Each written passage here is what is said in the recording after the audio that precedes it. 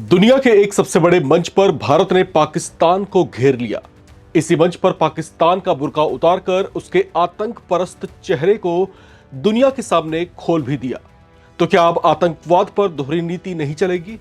और क्या भारत के रक्षा मंत्री ने एससीओ के मंच से वो कह दिया जो सालों से पाकिस्तान के मित्र मुस्लिम देश सुनने और उस पर प्रतिक्रिया देने से बचते रहे हैं? आज की ये रिपोर्ट सिर्फ खबर नहीं है, यह है एक सीधी चेतावनी। किर्गिस्तान की राजधानी बिश्केक में जब शंघाई सहयोग संगठन यानी एससीओ के रक्षा मंत्रियों की बैठक चल रही थी, तब मंच से भारत की भी आवाज गूंजी। और वो आवाज थी बेहद सख्त, बेहद स्पष्ट और बिना किसी लाग लपेट के। भारत के रक्षा मंत्री राजनाथ सिंह ने आतंकवाद के मुद्दे पर ऐसा स्टैंड लिया जिसने सीधे सीधे पाकिस्तान और उसके समर्थन में खड़े चीन को कटघरे में ला खड़ा किया। उन्होंने साफ कहा, आतंकवाद को किसी भी हाल में राजनीतिक स्वीकार्यता नहीं दी जा सकती। अब यह सिर्फ एक बयान नहीं था, यह एक संदेश था, और वो भी बहुत स्पष्ट संदेश। एससीओ शिखर सम्मेलन में अधिकतर पाकिस्तान के मित्र देश थे, जो अब तक उसकी कारस्तानियों पर या तो पर्दा डालते रहे हैं या फिर आतंक के मुद्दे पर पाकिस्तान का नाम घिसटने पर खामोश रहे हैं। एससीओ की इस बैठक में भारतीय रक्षा मंत्री राजनाथ सिंह ने दहाड़कर पाकिस्तान को न सिर्फ एक्सपोज किया, बल्कि उसे ऐसी चेतावनी भी दी, ऐसी धमकी भी दी जिसे वो हल्के में लेने की गलती नहीं करेगा। राजनाथ सिंह ने सीमा पार आतंक की बात उठाई। यह वही मुद्दा है जिस पर भारत सालों से पाकिस्तान को घेरता रहा है, लेकिन इस बार फर्क यह था कि मंच अंतरराष्ट्रीय था और सामने वही देश बैठे थे जो आतंक और पाकिस्तान, जो कि एक ही शब्द के दो पर्यायवाची जैसे हैं, उसे सुनकर कान में उंगली डाल लिया करते थे। भारतीय रक्षा मंत्री जब पाकिस्तान को चेता रहे थे तो शिखर सम्मेलन में मौजूद कई देशों के रक्षा मंत्री उन्हें एकटक सुनते रहे। राजनाथ सिंह ने कहा कि आतंक के सुरक्षित ठिकानों को खत्म करना अब सिर्फ एक विकल्प नहीं बल्कि एक जरूरी कार्रवाई है। राजनाथ सिंह ने इस संबोधन से पाकिस्तान को इशारों इशारों में ऑपरेशन सिंदूर की भी याद दिला दी। यह भी जता दिया कि जरूरत पड़ी तो ऑपरेशन सिंदूर के तहत अगला एक्शन पहले वाले से भी ज्यादा घातक हो सकता है। ऑपरेशन सिंदूर के दौरान हमने यह स्पष्ट कर दिया कि आतंकवाद के केंद्र अब सजा पाने से किसी प्रकार से बच नहीं सकते। आतंकवाद और उसके समर्थकों के प्रति यह हमारे जीरो टॉलरेंस के दृष्टिकोण का प्रमाण था, जिसे प्रतिष्ठित मंच ने भी स्वीकार किया है। लेकिन हमारी कलेक्टिव क्रेडिबिलिटी अपनी कसौटी पर तब खरी उतरती है जब इसकी निरंतरता बनी रहे। हमें यह नहीं भूलना चाहिए कि आतंकवाद का न कोई देश होता है और न कोई धर्म।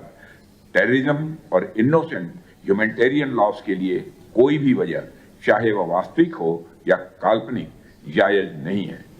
राजनाथ सिंह ने आतंक के सफाये के अपने संकल्प को भी दोहराया। जम्मू कश्मीर के पहलगाम में हुए आतंकी हमले के बाद भारत का रौद्र रूप देखने को मिला था। राजनाथ सिंह कई बार अपने बयानों में पीओके, जो कि भारत का वो हिस्सा रहा है जिस पर अभी पाकिस्तान का कब्जा है, उस पर कब्जे की बातें दोहराते रहे हैं। ऐसे में चर्चाएं ये भी हैं कि क्या अगला ऑपरेशन सिंदूर पीओके को वापस पाने के लिए होगा। पाकिस्तान भारत के इस रुख से हिला हुआ है, लेकिन इस मौके पर भारतीय रक्षा मंत्री ने चीन को भी नहीं बख्शा। भारत ने सीधे नाम लिए बिना यह साफ कर दिया कि जो देश आतंकवाद को समर्थन देते हैं या उसे नजरअंदाज करते हैं, वो भी उतने ही जिम्मेदार हैं। और ये बात किसी छोटे मंच पर नहीं बल्कि एससीओ जैसे बड़े मंच पर कही गई, जहां चीन खुद एक अहम भूमिका निभाता है। एससीओ या शंघाई कॉरपोरेशन ऑर्गेनाइजेशन दुनिया की एक बड़ी आबादी का प्रतिनिधित्व करता है। भारत, रूस, चीन, पाकिस्तान, ईरान समेत कई मध्य एशियाई देश इसमें शामिल हैं। राजनाथ सिंह ने इस मंच की जिम्मेदारी को याद दिलाते हुए कहा कि हमें सिर्फ अपने क्षेत्र में ही नहीं बल्कि पूरी दुनिया में शांति और स्थिरता सुनिश्चित करनी होगी। मतलब साफ है, भारत अब सिर्फ अपनी सुरक्षा की बात नहीं कर रहा बल्कि ग्लोबल लीडरशिप की भूमिका निभा रहा है। राजनाथ सिंह ने आतंक के खिलाफ भारत की जीरो टॉलरेंस नीति का भी यहां पर जिक्र किया, उसका याद दिलाया।